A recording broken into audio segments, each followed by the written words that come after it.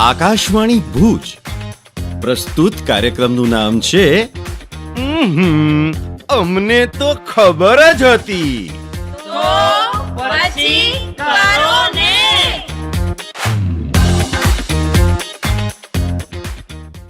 કેમ છો શ્રોતા મિત્રો? અમને તો ખબર જ હતી કાર્યક્રમમાં તમારું સ્વાગત છે. આજે આપણે વાત કરીશું વેક્સિનેશન એટલે કે રસીકરણ વિશે. ચેપી રોગોને નિવારવા માટે રસીકરણ એ સામાન્ય રીતે સૌથી અસરકારક અને સસ્તી પદ્ધતિ માનવામાં આવે છે.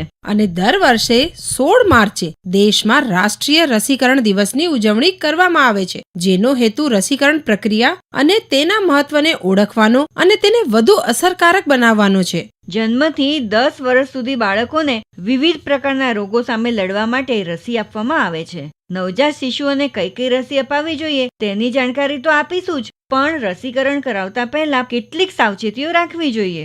સાવચેતી? કેવા પ્રકારની સાવચેતી? જેમ કે તમારા ડોક્ટરની મુલાકાત લેતા પહેલા રસીકરણ વિશેની માહિતીને સારી રીતે વાંચો. રસી લેતી વખતે તમારા બાળકને ખુલતા કપડાં પહેરાવો, જેથી તમારે તેને કાઢવા ન પડે. તમારા બાળકને શાંત કરવા માટે તેનું મનપસંદ રમકડું સાથે રાખો. અને જો તમારા બાળકની ઉંમર વધુ છે તો તેમને રસીકરણના ફાયદા સમજાવો. જ્યારથી પોલિયોની રસી આપવામાં આવી છે ત્યારથી પોલિયો નાબૂદ થઈ ગયો છે.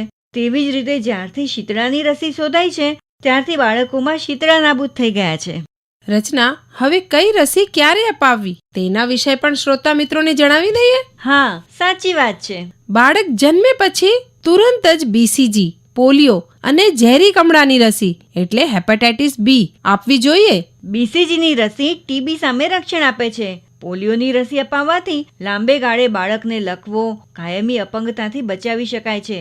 હેપેટાઇટિસ બીની રસી ઝેરી કમળા સામે રક્ષણ આપે છે.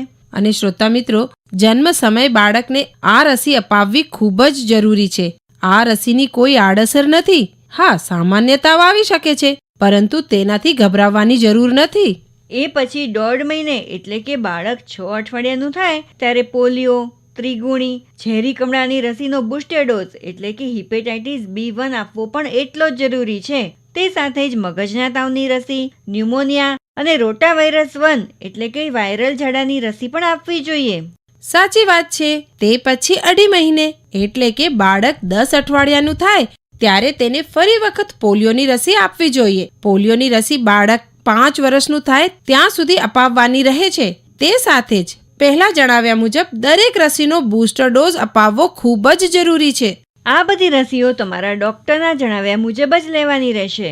હવે બાળક જ્યારે 3.5 મહિનાનું એટલે કે 14 અઠવાડિયાનું થાય ત્યારે પણ બધી જ રસીઓના બૂસ્ટર ડોઝ અપાવવાના રહેશે.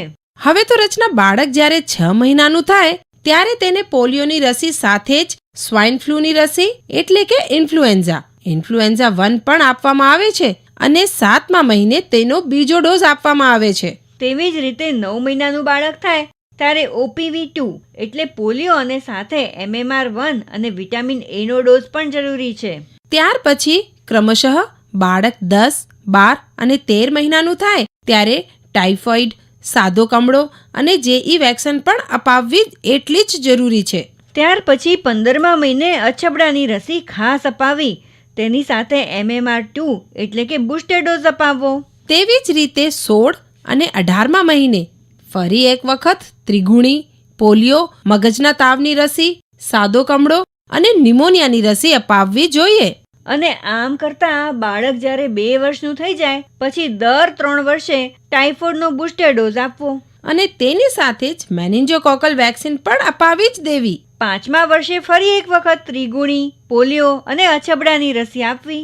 10મા કે 12મા વર્ષે ટેટનેસનું ઇન્જેક્શન ન ભૂલવું. તે સાથે જ જો બાળક છોકરી હોય તો 12મા વર્ષે HPV રસી અને રૂબેલાની વેક્સિન પણ તમારા ડોક્ટરની સલાહ મુજબ અપાવી દેવી જોઈએ.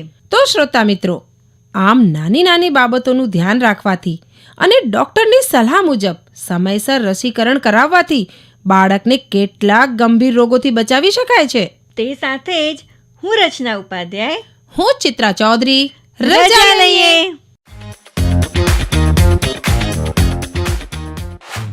આપ સાંભળી રહ્યા હતા કાર્યક્રમ અમને તો ખબર જ હતી. પ્રસ્તુતિ આકાશવાણીના ભુજ કેન્દ્ર પરથી કરવામાં આવી.